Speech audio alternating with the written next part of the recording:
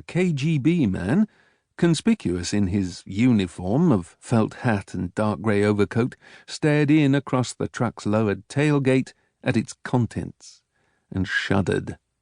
Hands thrust deep in his pockets, he turned to a second man, dressed in the white smock of a technician, and grimaced.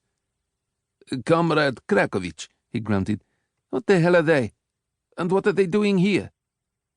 Felix Krakovich glanced at him, shook his head, said, "You wouldn't understand if I told you. And if you understood, you wouldn't believe." Like his ex-boss, Gregor Borovitz, Krakovich considered all KGB low-life forms. He would keep information and assistance to the barest minimum, within certain limits of prudence and personal safety, of course. The KGB weren't much for forgiving and forgetting. The blocky special policeman shrugged, lit a stubby brown cigarette, and drew deeply on its cardboard tube. "Try me anyway," he said. "It's cold here, but I am warm enough.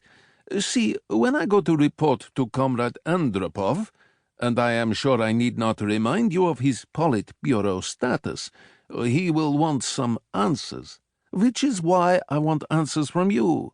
So we will stand out here until—" "Zombies," said Krakovich abruptly. "Mummies. Men dead for 400 years. You can tell that from their weapons, and—" For the first time he heard the insistent ringing of the telephone, turned towards the door in the corrugated iron facade of the covered courtyard. "Where are you going?" The KGB man came alive, took his hands out of his pockets. "Do you expect me to tell Yuri Andropov that the mayhem here was done by dead men?" He almost choked on the last two words, coughed long and loud, finally spat on the snow. "Stand there long enough," Krakovich said over his shoulder, "in those exhaust fumes, smoking that shredded rope, and you might as well climb in the truck with them." He stepped through the door, let it slam shut behind him. "Zombies?" The agent wrinkled his nose, looked again at the truckload of cadavers. He couldn't know it, but they were Crimean Tatars, butchered en masse in 1579 by Russian reinforcements hastening to a ravaged Moscow.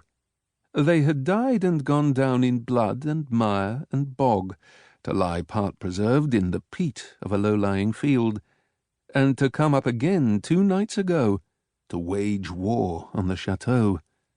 They had won that war, the Tartars and their young English leader, Harry Keogh, for after the fighting only 5 of the chateau's defenders still lived. Krakovich was one of them. 5 out of 33, and the only enemy casualty, Harry Keogh himself. Amazing odds, unless one counted the Tartars. But one could hardly count them, for they had been dead before it started.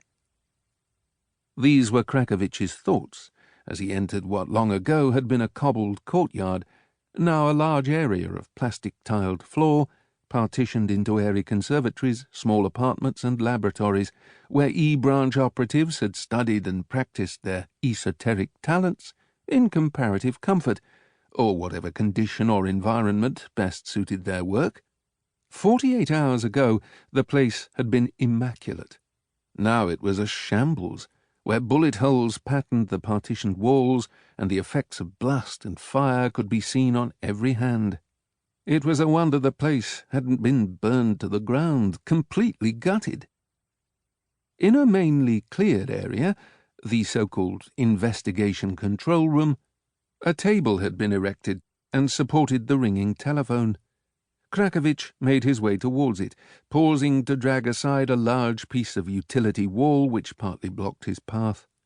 Underneath, lying half buried in crumbled plaster, broken glass, and the crushed remains of a wooden chair, a human arm and hand lay like a huge grey salted slug. Its flesh was shriveled, the colour of leather, and the bone, where it projected in a knob at the shoulder, was shiny white. It was almost a fossil. There'd be many more fragments such as this yet to be discovered, scattered throughout the chateau, but apart from their repulsive looks, they'd be harmless now. Not so on the night of the horror.